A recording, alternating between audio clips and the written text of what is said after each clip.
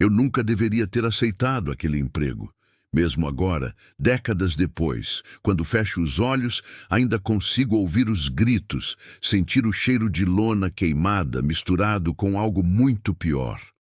Meu nome é Thomas Whitmore e fui testemunha do que aconteceu no Circo Fantástico Bellini naquela noite de outubro de 1952, em uma pequena cidade do interior de Illinois chamada Millbrook. Eu tinha apenas 19 anos quando cheguei ao circo. Era um jovem ambicioso, recém-saído da faculdade de jornalismo, determinado a fazer nome escrevendo para o jornal local. Meu editor, o velho Marcus Sullivan, me deu aquela que parecia ser uma tarefa simples: fazer uma matéria sobre o circo que estava montando sua tenda nos arredores da cidade. Algo alegre para o fim de semana, ele disse, acendendo seu cachimbo. As pessoas precisam de diversão depois da guerra. Lembro-me perfeitamente daquela tarde de quinta-feira, quando dirigi meu Ford 1948 pela estrada de terra que levava ao campo onde o circo estava sendo montado. O céu estava cinzento, pesado, como se carregasse o peso de uma tempestade que nunca chegava. As árvores ao redor do campo pareciam se inclinar para dentro, criando uma espécie de dossel sinistro sobre a estrada. Quando cheguei, fiquei impressionado com o tamanho da operação. A grande tenda listrada de vermelho e branco se erguia como uma catedral profana no meio do campo vazio. Várias tendas menores a cercavam, formando uma pequena vila nômade. Homens suados trabalhavam nas cordas, mulheres costuravam figurinos e o cheiro de animais selvagens pairava no ar úmido. Foi então que conheci Salvatore Bellini, o proprietário e mestre de cerimônias do circo. Ele era um homem alto, magro como um espantalho, com um bigode fino e olhos negros que pareciam perfurar sua alma. Vestia um fraque vermelho escuro, mesmo durante o dia, e carregava uma bengala com cabo de prata em forma de cabeça de leão. "Bem-vindo, jovem escriba!" ele exclamou com um sotaque italiano exagerado, abrindo os braços teatralmente. "Você veio documentar a grandiosidade do Circo Bellini. Prepare-se para testemunhar maravilhas que farão seu coração cantar."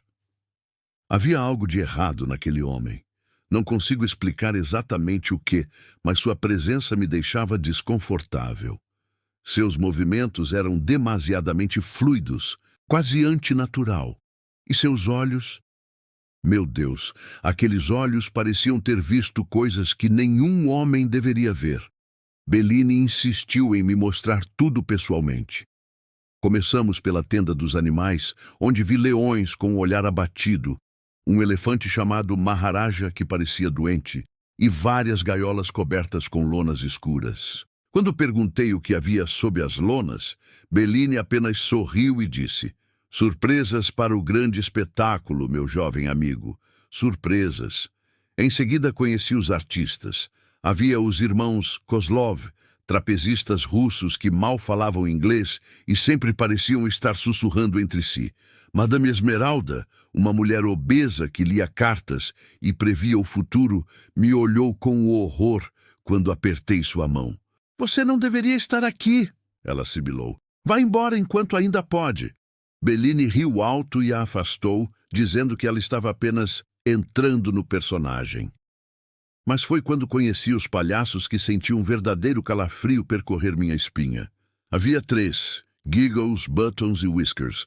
Usavam maquiagem pesada mesmo fora do picadeiro, rostos brancos com bocas exageradas, pintadas de vermelho e narizes bulbosos. Seus olhos, no entanto, estavam vazios, mortos.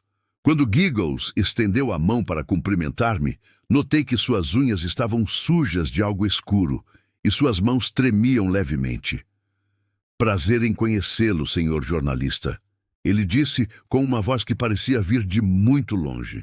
"Espero que nosso show seja inesquecível para você." Passei as próximas horas entrevistando os membros do circo e fazendo anotações. Todos pareciam estranhamente evasivos sobre o passado do circo. Ninguém queria me dizer por quais cidades haviam passado antes de Millbrook, ou há quanto tempo viajavam juntos. Quando pressionava, mudavam de assunto ou simplesmente se afastavam. À medida que o sol começava a se pôr, a atmosfera no circo mudou. As pessoas pararam de trabalhar e começaram a se reunir em pequenos grupos, sussurrando. Senti olhares sobre mim, como se todos estivessem esperando algo. Foi quando Bellini apareceu ao meu lado, sua mão fria pousando no meu ombro. O espetáculo começa amanhã à noite, às 8, ele disse baixinho. Você deve estar aqui, Thomas. Você deve testemunhar. É seu destino. Como ele sabia meu nome? Eu não havia me apresentado formalmente. Um arrepio percorreu meu corpo. Eu estarei aqui, respondi, tentando parecer confiante. Para a matéria. Ah, sim. Bellini sorriu. E juro que seus dentes pareceram mais afiados do que deveriam ser. A matéria será uma história que ninguém esquecerá. Voltei para a cidade naquela noite com um peso no peito. Em casa, tentei começar a escrever, mas as palavras não vinham. Tudo o que conseguia ver eram aqueles olhos vazios dos palhaços, o sorriso perturbador de Bellini, as gaiolas cobertas. Madame Esmeralda me disse para ir embora. Por que eu não escutei? Naquela noite tive pesadelos. Sonhei com a tenda do circo em chamas, com pessoas correndo e gritando, com algo terrível se escondendo entre as sombras. Acordei encharcado de suor às 3 da manhã, o coração disparado. Pela janela, jurei ver uma figura magra com fraque vermelho parada sob o poste de luz em frente à minha casa. Quando pisquei, ela havia sumido. Na manhã seguinte, sexta-feira, fui à biblioteca da cidade pesquisar sobre o Circo Bellini. Não encontrei nada. Era como se não existisse registros, nenhuma crítica, nenhuma menção em jornais de outras cidades. Como era possível um circo daquele tamanho simplesmente não existir em papel? O resto do dia passou em uma névoa ansiosa. Eu sabia que deveria ir ao circo naquela noite, não apenas pela matéria, mas porque sentia que algo importante estava prestes a acontecer. Algo que mudaria tudo. Às 7:30 da noite, vesti meu melhor terno e dirigi até o campo. Centenas de pessoas já estavam lá, famílias inteiras da cidade e arredores, ansiosas pelo espetáculo. Crianças corriam entre as barracas de comida, homens fumavam cigarros, mulheres conversavam animadamente. Ninguém mais parecia sentir o que eu sentia, aquela sensação de pavor iminente.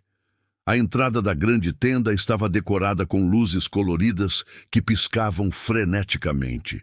Bellini estava lá, cumprimentando os visitantes com sua teatralidade característica. Quando me viu, seu rosto se iluminou. Thomas, meu convidado especial. Ele me puxou para perto.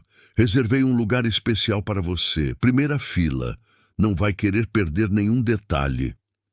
E assim, eu entrei na tenda, sem saber que estava caminhando direto para o inferno. O interior da tenda era ainda mais impressionante do que eu imaginava.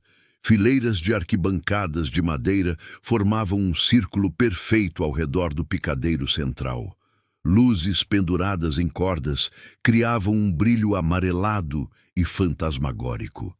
O cheiro era uma mistura estranha. Pipoca, suor, serragem e algo subjacente que eu não conseguia identificar. Algo metálico e adocicado ao mesmo tempo. Sentei-me no lugar que Bellini havia reservado, bem à frente do picadeiro. À minha esquerda estava uma família, pai, mãe e 2 filhos pequenos. O menino, que não devia ter mais de 6 anos, olhava ao redor com olhos arregalados de fascínio. À minha direita, um casal de namorados compartilhava uma sacola de amendoins. Todos pareciam animados, completamente alheios à sensação de pavor que me consumia. As luzes piscaram 3 vezes, o sinal de que o show estava prestes a começar. Um murmúrio de expectativa percorreu a multidão. As luzes se apagaram completamente, mergulhando a tenda em escuridão absoluta.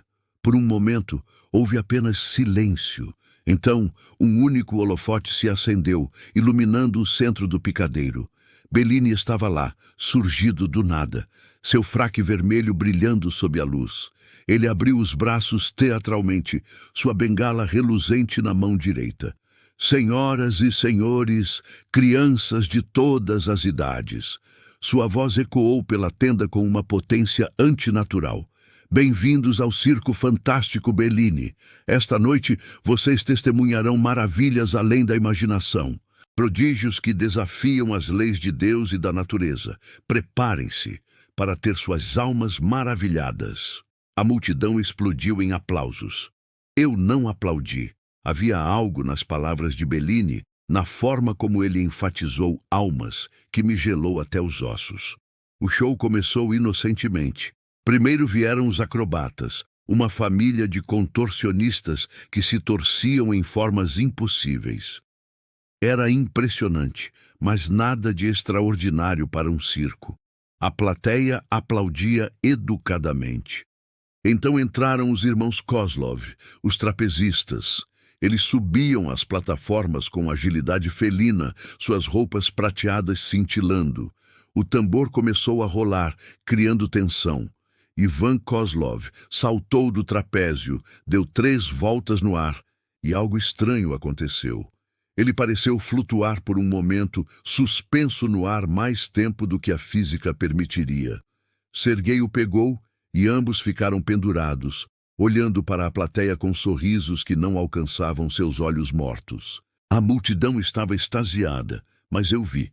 Eu vi como eles realmente flutuaram, como desafiaram a gravidade de uma forma que nenhum truque poderia explicar. Olhei ao redor. Ninguém mais parecia ter notado. O espetáculo continuou. Madame Esmeralda entrou, sua massa corpulenta envolta em véus coloridos. Ela pediu voluntários da plateia para ler suas mentes. 3 pessoas subiram ao picadeiro. Esmeralda tocou suas testas, uma por uma, e revelou segredos íntimos que ninguém poderia saber. Um homem tinha traído sua esposa. Uma mulher havia roubado dinheiro do trabalho. Um adolescente havia planejado fugir de casa. Os rostos dos voluntários empalideceram. A mulher começou a chorar. Mas a plateia pensou que era parte do show e aplaudiu entusiasticamente. Eu vi o pânico real nos olhos daquelas pessoas. Vi como Esmeralda sorriu com crueldade enquanto expunha suas maiores vergonhas. Foi então que os palhaços entraram. Giggles, Buttons e Whiskers cambalearam para o picadeiro em uma procissão grotesca. Suas maquiagens pareciam ainda mais perturbadoras sob as luzes do circo. Os sorrisos pintados eram largos demais, os olhos muito vazios. Eles começaram suas palhaçadas típicas, tropeçando, jogando tortas imaginárias, perseguindo uns aos outros. Mas algo estava errado. Seus movimentos eram entrecortados, não fluidos. Parecia que estavam sendo puxados por cordas invisíveis, marionetes macabras dançando para um mestre invisível. E então notei algo que me fez engasgar. Sangue. Havia manchas de sangue fresco nas luvas brancas de Giggles. O menino ao meu lado começou a chorar. "Mamãe, eu não gosto dos palhaços", ele soluçou. Sua mãe o silenciou, dizendo para não ser bobo. Mas eu vi que a criança sentia o mesmo que eu. As crianças sempre sabem. Os palhaços começaram a escolher voluntários da plateia. Buttons apontou para uma menina de uns 8 anos na terceira fila. Ela não queria ir, mas seus pais a encorajaram, rindo. Buttons a pegou pela mão. Ela estremeceu ao toque dele e a levou ao centro do picadeiro. O que aconteceu a seguir foi perturbador. Buttons pegou uma caixa grande e colorida e pediu que a menina entrasse. Ela obedeceu claramente aterrorizada. Ele fechou a caixa e, com exagero cômico, começou a empurrar espadas através dela. A plateia riu e aplaudiu, mas eu ouvi. Através dos risos e aplausos, ouvi um grito abafado vindo de dentro da caixa. Quando Buttons abriu a caixa, a menina saiu, ilesa, mas pálida como um fantasma. Suas roupas estavam rasgadas em lugares que correspondiam exatamente aonde as espadas haviam penetrado. Ela correu de volta para seus pais, que a abraçaram, aliviados, sem notar seu estado de choque profundo. Eu estava quase me levantando para sair quando Bellini voltou ao centro do picadeiro. As luzes diminuíram novamente. E agora, sua voz reverberou. Chegou o momento que todos esperavam, nossa atração principal, algo nunca antes visto por olhos mortais. Senhoras e senhores, eu lhes apresento o homem metamorfo. Um silêncio pesado caiu sobre a tenda. Mesmo as crianças pararam de se mexer. Um frio sobrenatural se espalhou pelo ar. Podia ver minha própria respiração formar nuvens de vapor. Das sombras atrás do picadeiro, algo começou a emergir. A princípio, parecia um homem normal, alto e musculoso, vestindo apenas calções simples. Mas à medida que se aproximava da luz, percebi que havia algo terrivelmente errado com sua pele. Ela ondulava, movia-se, como se houvesse algo rastejando por baixo. Bellini bateu sua bengala 3 vezes no chão. O som ecoou como tiros. "Observe", ele sussurrou, mas sua voz alcançou todos os cantos da tenda, enquanto testemunham o impossível. O homem metamorfo ficou no centro do picadeiro, e então começou a mudar. Não era truque de mágica ou ilusão. Eu estava a metros de distância. Vi sua pele se rasgar, vi seus ossos se quebrarem e se reformarem. Vi seu rosto se contorcer em agonia silenciosa enquanto seu corpo se transformava. Primeiro em um lobo gigantesco, depois em algo reptiliano, depois em uma criatura que não tinha nome em nenhum livro de biologia. A plateia estava hipnotizada. Alguns aplaudiam, outros estavam boquiabertos. Mas eu vi a verdade em seus olhos, o terror profundo mascarado por um encanto antinatural. Algo estava controlando a percepção de todos, fazendo-os ver entretenimento onde havia horror. A transformação final foi a pior. O homem metamorfo se contorceu, seu corpo cresceu, e ele se tornou algo saído diretamente do inferno. Uma criatura com pele escamosa negra, olhos que brilhavam vermelho e dentes que pareciam facas. Rugiu, e o som fez as próprias estruturas da tenda tremerem. Foi quando Madame Esmeralda, sentada em um canto escuro da tenda, começou a cantar. Era uma melodia estranha, em uma língua que eu não reconhecia. Latina? Não, algo mais antigo. As palavras pareciam arrastar-se pelo ar como serpentes venenosas. Bellini olhou diretamente para mim. Através da multidão, através da distância, seus olhos negros encontraram os meus. E ele sorriu. Um sorriso que disse que ele sabia. Ele sabia que eu estava vendo a verdade, que o encanto não funcionava completamente em mim. Este jovem jornalista, Bellini anunciou de repente, apontando sua bengala para mim, veio documentar nosso show. Que tal darmos a ele uma experiência exclusiva? Thomas Whitmore, junte-se a nós no picadeiro. Meu sangue gelou. Todas as cabeças se viraram para me olhar. Centenas de olhos fixos em mim. Tentei me mexer, mas minhas pernas não respondiam. Era como se raízes invisíveis me prendessem ao assento. Minhas pernas se moveram contra minha vontade. Era como se fios invisíveis me puxassem, forçando-me a levantar e caminhar em direção ao picadeiro. Tentei resistir, tentei gritar, mas nenhum som saía da minha garganta. A plateia aplaudia educadamente, pensando que era parte do show. Se ao menos soubessem. Quando cheguei ao centro do picadeiro, Bellini me rodeou lentamente, como um predador avaliando sua presa. De perto, pude ver que sua pele tinha uma qualidade cerosa, artificial, e seus olhos... Meu Deus, seus olhos eram poços de escuridão absoluta, sem íris, sem branco, apenas vazio. Nosso testemunha, ele murmurou, tocando meu rosto com dedos gelados. Aquele que verá e contará, ou tentará. O homem metamorfo, ainda em sua forma monstruosa, se aproximou. Seu hálito quente e fétido lavou sobre mim. Podia ver inteligência em seus olhos vermelhos. Uma inteligência humana presa em uma carcaça demoníaca. E então percebi a verdade terrível. Ele não estava se transformando por vontade própria. Estava sendo forçado. Era uma vítima tanto quanto qualquer um de nós. Bellini bateu sua bengala novamente. Mostre ao nosso convidado, ele comandou, o que você realmente é. A criatura começou a transformar-se de volta. Mas desta vez, o processo foi mais lento, mais doloroso. Pude ouvir ossos estalando, pele rasgando.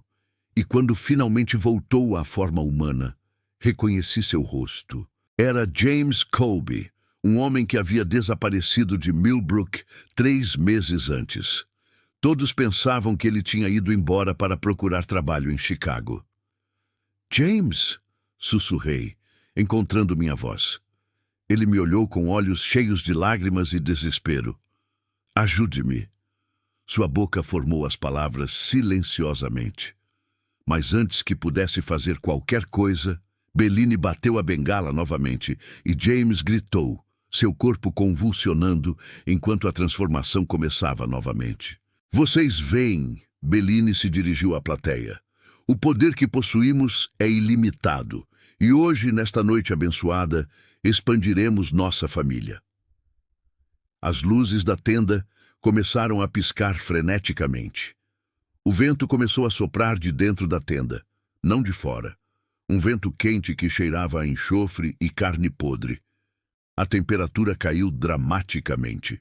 As pessoas na plateia começaram a se mexer desconfortavelmente, o encanto começando a se desfazer.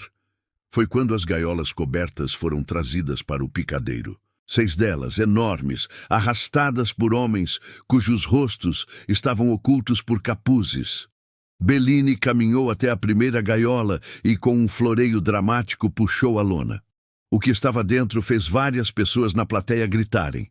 Era uma mulher, ou tinha sido uma mulher. Seu corpo estava contorcido em ângulos impossíveis, seus membros alongados e finos como galhos de árvore.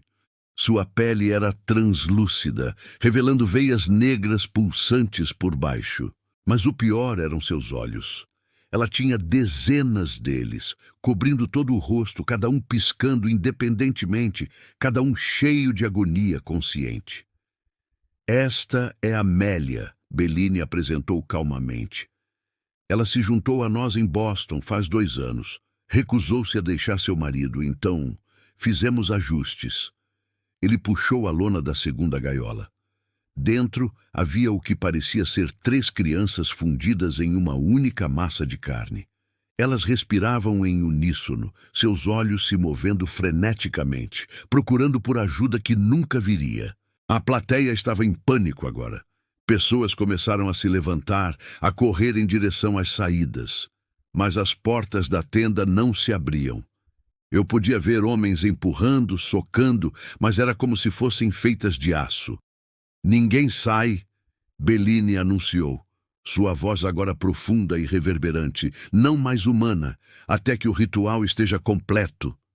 Os palhaços começaram a se mover pela multidão. Seus movimentos não eram mais entrecortados, mas fluidos e predatórios. Giggles agarrou uma mulher que tentava fugir, suas mãos deixando marcas de queimadura em sua pele. Ela gritou, e o som foi cortado abruptamente quando ele colocou sua mão sobre sua boca. O chão da tenda começou a brilhar. Percebi que havia símbolos pintados na serragem, símbolos que agora pulsavam com uma luz vermelha doentia. Formavam um círculo perfeito ao redor do picadeiro, com linhas se estendendo para cada canto da tenda. Bellini começou a cantar na mesma língua antiga que Madame Esmeralda havia usado. Outros membros do circo se juntaram a ele, suas vozes criando uma harmonia dissonante que fazia meus dentes doerem e meu estômago revirar. Foi quando entendi. Não era um circo. Nunca tinha sido. Era um culto. E nós todos éramos sacrifícios. As gaiolas restantes foram descobertas, cada uma revelando atrocidades piores que a anterior. Pessoas transformadas em pesadelos vivos, mantidas conscientes, mantidas sofrendo. Cada uma delas tinha sido de uma cidade diferente, capturada quando o circo passou por lá. Durante séculos, Bellini proclamou, sua voz ecoando sobrenaturalmente, viajamos de lugar em lugar, coletando almas, alimentando nosso mestre, e hoje, na noite de lua nova, completamos o círculo final. Com suas essências, nosso Senhor finalmente romperá as correntes que o prendem. O centro do picadeiro começou a rachar. Não metaforicamente, literalmente rachar. A madeira se partiu, a serragem caiu, revelando um abismo de escuridão pura por baixo. De dentro dele, algo começou a subir. Tentáculos. Dezenas deles, grossos como troncos de árvore, negros e brilhantes, cobertos de ventosas que pareciam olhos. Eles se estenderam pela tenda, agarrando tudo em seu caminho. Uma criança foi pega, arrastada gritando em direção ao abismo. Seu pai pulou para salvá-la, mas um tentáculo o envolveu, esmagando seus ossos com um som horrível. O caos completo se instalou. Pessoas corriam em todas as direções, pisoteando umas às outras em desespero. Os membros do circo se moviam entre eles, aparentemente imunes aos tentáculos, agarrando os que tentavam escapar, arrastando-os de volta para o círculo. Eu estava congelado no centro de tudo, incapaz de me mover, forçado a testemunhar. Bellini estava ao meu lado, sua mão em meu ombro, me mantendo preso. Você verá, ele sibilou em meu ouvido. Você verá e lembrará. Porque alguém deve lembrar. Alguém deve carregar o peso do que aconteceu aqui. Um dos tentáculos passou por mim, tão perto que pude sentir sua textura viscosa. Ele agarrou o homem que estava sentado perto de mim, o pai de família. Ele gritou, estendendo a mão para sua esposa, mas já era tarde. Foi puxado para dentro do abismo, e seus gritos ecoaram por um momento antes de serem cortados abruptamente. A estrutura da tenda começou a se desfazer. As cordas se soltaram, a lona começou a rasgar. Podia ver o céu noturno acima, mas ele estava errado. As estrelas tinham se reorganizado em padrões que feriam os olhos, formando símbolos que não deveriam existir. Madame Esmeralda estava de pé no alto de uma plataforma, seus braços erguidos, cantando em um frenesi. Sua voz havia se transformado em algo múltiplo, como se 10 pessoas estivessem cantando através dela simultaneamente. Seu corpo começou a inchar, crescer, até que não era mais reconhecível como humana. Os irmãos Kozlov tinham se fundido em uma única entidade, seus corpos entrelaçados enquanto flutuavam acima da multidão, rindo maniamente. Eles despejavam algo das mãos, não água, mas algo vermelho e grosso, sobre as pessoas abaixo. Foi quando vi Whiskers, um dos palhaços, pegar a menina pequena que tinha sido voluntária antes. Ela chorava, chamando por sua mãe. Ele a levou até o abismo e a segurou sobre ele. Por um momento terrível, seus olhos mortos encontraram os meus. E então ele a soltou. Algo dentro de mim quebrou. A paralisia quebrou. Gritei, um grito primal de raiva e horror, e me lancei contra Bellini. Meus punhos o acertaram, mas era como socar pedra. Ele nem se moveu. Ah, ele sorriu. Há fogo em você, afinal. Bom, você precisará dele. Ele me jogou para o lado com força inumana. Voei através do ar e caí contra as arquibancadas. O que se seguiu foram os 15 minutos mais longos da minha vida. 15 minutos de puro inferno na terra, onde todas as leis da natureza e da sanidade foram despedaçadas. A criatura, porque não sei que outro nome dar a ela, começou a se alimentar. Os tentáculos agarravam pessoas e as puxavam para uma das muitas bocas. Podia ouvir os gritos sendo abafados, ossos sendo triturados. O som era visceral, nauseante. Algumas pessoas foram consumidas instantaneamente. Outras foram absorvidas Lentamente, mantidas conscientes, seus rostos visíveis através da carne translúcida da criatura enquanto eram digeridas vivas. Consegui me levantar, cambaleante. Tinha que fazer algo. Qualquer coisa. Meus olhos vasculharam a tenda em busca de uma saída, de uma arma, de uma chance. Foi quando vi o tanque de combustível. Os funcionários do circo o usavam para as tochas que iluminavam o perímetro da tenda. Uma ideia desesperada se formou em minha mente. Se não podíamos escapar, se estávamos todos condenados de qualquer forma, pelo menos poderíamos levar essa abominação conosco. Rastejei pelo chão, evitando os tentáculos que se chicoteavam violentamente. Ao meu redor, o massacre continuava. Vi um homem sendo partido ao meio. Vi uma mulher ter sua pele arrancada do corpo. Vi crianças... Não consigo escrever sobre o que vi acontecer com as crianças. Cheguei ao tanque. Minhas mãos tremiam enquanto abria a válvula. O combustível começou a jorrar, espalhando-se pela serragem, pelo chão de madeira. O cheiro forte de querosene preencheu o ar, temporariamente mascarando o fedor de sangue e vísceras.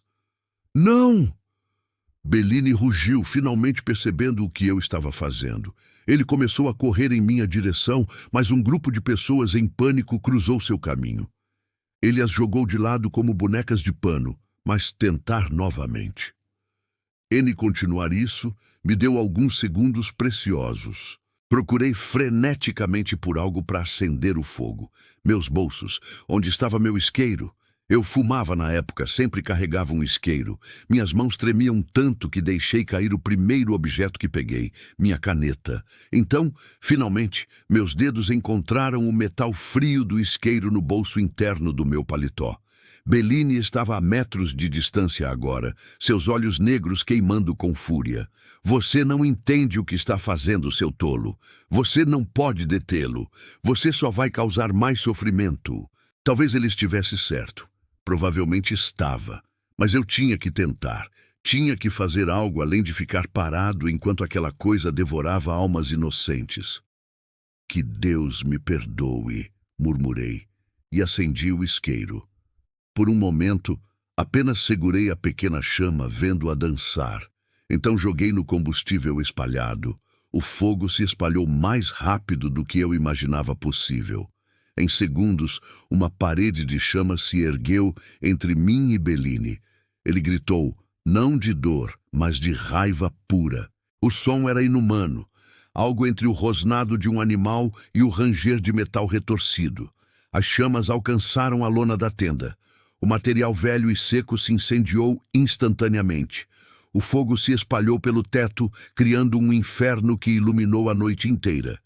A fumaça negra e espessa começou a preencher o espaço, tornando impossível respirar. A criatura do abismo reagiu ao fogo, rugiu, um som tão profundo e alto que senti meus órgãos internos vibrarem. Seus tentáculos se chicotearam freneticamente, agora tentando apagar as chamas, mas isso só espalhou o fogo ainda mais. Algumas das pessoas que estavam sendo seguradas foram lançadas através do ar, seus corpos atingindo as arquibancadas em chamas. Os membros do culto entraram em pânico. Madame Esmeralda, ainda em sua forma grotescamente inchada, tentou sufocar as chamas com seu próprio corpo. Suas roupas pegaram fogo e ela começou a queimar, seu grito ecoando acima do caos. O cheiro de carne queimada se juntou à mistura horrível de odores que já impregnava o ar. Os irmãos Kozlov, fundidos em sua forma única, caíram do ar quando a fumaça os sufocou. Eles bateram no chão com um som repugnante de ossos quebrando. Ainda estavam vivos, ainda se contorcendo, meio de suas bocas gritando em russo, meio em línguas que nunca deveriam ser pronunciadas por lábios humanos. As gaiolas com as vítimas transformadas começaram a derreter no calor. As pobres almas dentro uivavam, algumas em alívio, outras em agonia renovada. Algumas das transformações começaram a reverter parcialmente, conforme o poder que as mantinha se desfazia. Mas era tarde demais para a maioria delas. O fogo estava tão intenso agora que eu mal conseguia ver. Meus olhos ardiam, meus pulmões queimavam a cada respiração. Sabia que tinha apenas segundos antes de sucumbir à fumaça. Rastejei pelo chão, onde o ar ainda era minimamente respirável, procurando desesperadamente por uma saída. Foi quando senti uma mão agarrar meu tornozelo. Era Giggles, o palhaço. Metade de seu rosto tinha derretido, revelando algo por baixo que não era carne humana, mas algo negro e cristalino. Ele me puxou para perto, sua força ainda assustadora apesar de estar morrendo. Você condenou todos nós. Ele sibilou, sua voz borbulhante com sangue ou algo pior. Mas também libertou algumas almas. Obrigado. E, maldito seja, ele morreu, sua mão finalmente afrouxando o aperto em meu tornozelo. Continuei rastejando. A criatura no abismo estava se retirando. Podia ver seus tentáculos se retraindo, puxando-se de volta para o buraco. Mas não antes de agarrar Bellini. O mestre do circo lutou, gritando impropérios em latim, italiano e línguas mortas. Mas até ele não era páreo para seu próprio mestre quando enfurecido. Você falhou. A criatura rugiu através de suas 1000 bocas, cada uma pronunciando uma sílaba diferente. Séculos de preparação, arruinados. Bellini foi arrastado para o abismo, ainda gritando, ainda prometendo vingança. Suas últimas palavras foram: "Isto não acabou, nós voltaremos, sempre voltamos." E então ele sumiu, sugado para dentro daquela escuridão impossível.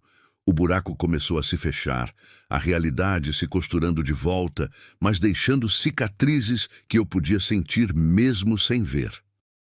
Partes da tenda desabaram. Vigas em chamas caíram ao meu redor. Uma atingiu minha perna e gritei de dor. Estava preso. O fogo estava se aproximando e eu estava preso. Foi quando alguém me puxou. Olhei para cima e vi James Colby, o homem metamorfo. Ele havia se transformado parcialmente em sua forma monstruosa, usando a força sobrenatural para levantar a viga. "Vá!" ele rugiu. "Vá antes que seja tarde demais." "Venha comigo!" gritei de volta. Ele balançou a cabeça. Sangue escorria de seus olhos, nariz e orelhas. "Estou indo para onde mereço, pelas coisas que fui forçado a fazer, mas você tem que contar. Alguém tem que saber o que aconteceu aqui." Ele me empurrou em direção a uma abertura na lona queimada. Olhei para trás uma última vez e vi James se ajoelhar, permitindo que as chamas o consumissem. Havia uma expressão de paz em seu rosto que não estava lá antes. Joguei-me através da abertura e rolei pelo chão do lado de fora. O ar fresco da noite atingiu meus pulmões como uma bênção e uma maldição. Cada respiração era agonia, mas era ar limpo, ar sem fumaça de carne humana queimando. Outras pessoas também haviam escapado. Talvez 20, 30 no máximo, de uma multidão que tinha sido de mais de 200. Elas estavam espalhadas pelo campo, algumas rolando no chão para apagar as chamas em suas roupas, outras simplesmente deitadas, olhando para o céu em choque. A tenda era agora uma pira gigantesca, iluminando a noite inteira com luz laranja avermelhada. Podia ouvir os últimos gritos de dentro, ficando cada vez mais fracos. E então, silêncio. Apenas o crepitar das chamas e o som de pessoas chorando. Fiquei deitado ali, não sei por quanto tempo. Poderia ter sido minutos, poderia ter sido horas. O tempo havia perdido significado. Tudo o que sabia era dor, física e mental. Queimaduras cobriam meus braços e pernas. Minha garganta estava em carne viva. Mas pior que qualquer dor física era o peso do que havia testemunhado. Eventualmente, ouvi sirenes. Os bombeiros da cidade haviam visto as chamas de longe. Quando chegaram, não havia mais nada a fazer além de deixar o fogo queimar. Passei 3 semanas no hospital de Millbrook. Queimaduras de 2º grau cobriam 40% do meu corpo. Inalação de fumaça havia danificado seriamente meus pulmões. Os médicos disseram que tive sorte de estar vivo. Sorte. Que palavra estranha para descrever um sobrevivente daquele inferno. Mas as feridas físicas eram nada comparadas ao trauma psicológico. Todas as noites acordava gritando. Via tentáculos emergindo das sombras. Ouvia os gritos das vítimas. Sentia o cheiro de carne queimada toda vez que fechava os olhos. Os outros sobreviventes não estavam melhores. Dos 32 que escaparam, 5 cometeram suicídio nas primeiras 2 semanas. Outros 3 foram internados em instituições psiquiátricas, completamente perdidos em sua própria loucura. O resto tentava viver, mas não eram mais as mesmas pessoas. A história oficial foi a seguinte: houve um incêndio acidental no Circo Bellini devido a problemas elétricos. A tragédia resultou na morte de 187 pessoas. Foi tratado como um dos piores desastres de circo da história americana, comparado ao incêndio do Circo Hartford de 1944. Mas aqueles de nós que estavam lá sabíamos a verdade. E quando tentamos contar, ninguém acreditou. Tentei publicar minha história real no jornal. Marcus Sullivan, meu editor, leu meu relato e balançou a cabeça tristemente. Thomas, ele disse, você passou por um trauma terrível. Mas esta história, sobre cultos e monstros e rituais satânicos, isto não é jornalismo, é o delírio de uma mente traumatizada. Procurei a polícia. O xerife Morrison ouviu minha história educadamente, mas viu ceticismo em seus olhos. Senhor Whitmore, ele disse finalmente, encontramos os corpos, ou o que restou deles. Não havia nada de sobrenatural, apenas fogo e tragédia. Às vezes, nossos cérebros inventam coisas para processar trauma. Tentei encontrar evidências. Voltei ao local do incêndio 1 semana depois de sair do hospital. Tudo havia sido removido, o terreno limpo, mas o chão onde a tenda estava errado. A grama não crescia lá. A terra era negra e estéril. E no centro exato, onde o abismo tinha se aberto, havia uma depressão no solo, um buraco perfeito de cerca de 1 metro de diâmetro que parecia não ter fundo. Joguei uma pedra nele. Nunca ouvi ela bater no fundo. As autoridades cercaram a área, dizendo que era perigoso devido à instabilidade do solo após o fogo. Dentro de 1 mês, tinham enchido o buraco com concreto. Toneladas e toneladas de concreto. E mesmo assim, às vezes, quando passo por lá à noite, juro que posso ouvir algo se movendo lá embaixo. Procurei os outros sobreviventes, pensando que talvez pudéssemos corroborar as histórias uns dos outros. Mas a maioria se recusou a falar comigo. Aqueles que falaram tinham memórias fragmentadas, inconsistentes. Alguns lembravam dos monstros, outros apenas do fogo. Era como se algo tivesse embaralhado suas memórias, deixando apenas impressões vagas de horror. Havia uma exceção. Sarah Chen, a mulher que estava sentada 3 fileiras atrás de mim. Ela se lembrava de tudo. Nos encontramos em um café 6 meses após o incêndio e simplesmente olhamos um para o outro por um longo tempo antes de ela começar a chorar. Eu pensei que estava ficando louca, ela sussurrou. Todo mundo me diz que foi apenas um incêndio, mas eu vi o que eles eram, o que aquela coisa era. Eu sei, respondi. Eu também vi. Nós nos tornamos amigos, unidos pelo trauma compartilhado. Sarah era mais corajosa que eu. Ela começou a investigar, procurando por padrões, e encontrou algo perturbador. Incêndios em circos, múltiplos ao longo de décadas. 1927 em Oklahoma, 32 mortes. 1936 em Geórgia, 57 mortes. Los 44 em Connecticut, 168 mortes. E outros, menores, espalhados ao longo dos anos. Diferentes nomes de circos, mas sempre o mesmo padrão. Aparecem em uma cidade pequena, ficam por alguns dias e então, tragédia. Sarah encontrou relatos antigos de jornais. Alguns mencionavam comportamento estranho antes dos incêndios. Outros falavam de atos perturbadores que faziam crianças chorar, mas sempre, sempre a história oficial era acidente.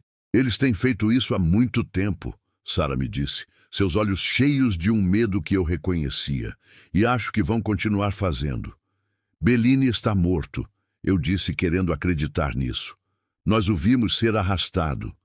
Bellini, ela respondeu, mostrando-me um jornal amarelado de 1927. Havia uma foto granulada de um circo, e lá, no centro, estava um homem de fraque. Não podia ver seu rosto claramente, mas a postura, o modo como segurava uma bengala. Isto foi 25 anos antes de Millbrook. Senti meu sangue gelar. Não podia ser. E ainda assim... Sarah continuou pesquisando. Eu tentei seguir em frente com minha vida. Me mudei de Millbrook. Não conseguia mais ficar naquela cidade. Fui para Chicago, consegui um emprego em um jornal maior, encontrei uma mulher gentil chamada Margaret e me casei. Tivemos 2 filhos. Tentei construir uma vida normal, mas os pesadelos nunca pararam. E sempre, no fundo da minha mente, havia o medo de que Bellini estivesse certo, que isto não havia acabado, que eles voltariam. 10 anos depois do incêndio, recebi uma carta de Sarah. Ela tinha continuado investigando, obcecada. A carta dizia: Thomas, eu encontrei algo, um padrão nos incêndios. Eles acontecem em ciclos, a cada 12 anos em média, em diferentes partes do país. E Thomas, já se passaram 10 anos desde Millbrook. Acho que eles vão tentar novamente em breve. Acho que precisamos avisar alguém. Precisamos impedi-los. 2 semanas depois, Sarah foi encontrada morta em seu apartamento. A polícia disse que foi suicídio. Ela havia deixado uma nota dizendo que não conseguia mais viver com as memórias. Mas eu conhecia Sarah. Ela não desistiria. Não daquele jeito. E quando fui ao funeral, notei alguém na multidão. Um homem alto, de fraque escuro, parado atrás de uma árvore. Nossos olhos se encontraram por um segundo. Ele sorriu, aquele sorriso terrível e familiar, e então desapareceu. Bellini, ou algo usando seu rosto, ainda estava lá fora. Desde então, tenho monitorado as notícias. E vi: Lubbock, Texas, 1964. Incêndio em circo, 43 mortes. Bangor, Maine, 1976.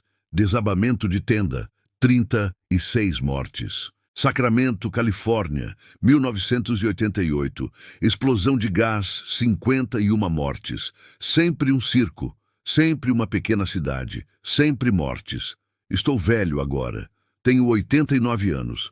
Meus filhos me dizem que estou senil, que minhas histórias sobre aquela noite em 1952 são apenas invenções de uma mente deteriorada. Talvez tenham razão. Talvez eu tenha vivido tanto tempo com esse trauma que ele se tornou minha realidade. Mas sei o que vi, sei o que aconteceu. E sei que ainda está acontecendo. Por isso escrevo isto, não como jornalismo, não como ficção, mas como testemunho, como aviso.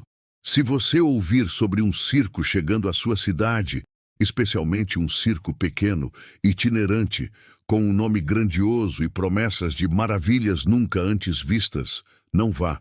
Por favor, pelo amor de Deus, não vá.